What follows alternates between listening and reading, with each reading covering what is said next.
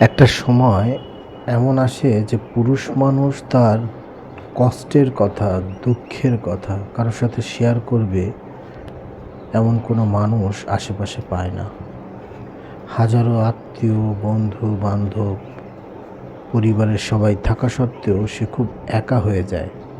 তার মনের কথাগুলো শেয়ার করার মতো কেউই থাকে না। অনেকে বলবে স্ত্রীর সাথে শেয়ার করেন।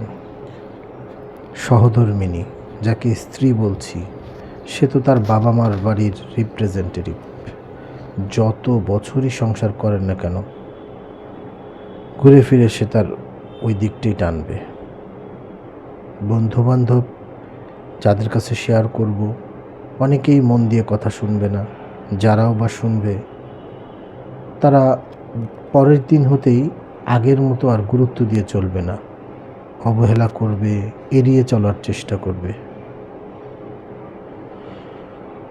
নিজের ভাই বোন কিংবা বাবা মার কাছে শেয়ার করার কথা বলবেন, তাদের কাছে বললে তারা এক ঝাঁক কথা শুনিয়ে দেবে। কখনোই আমাদের কথা শোনোনি, নিজের যা মনে হয়েছে তাই বলেছ, তাই করেছ।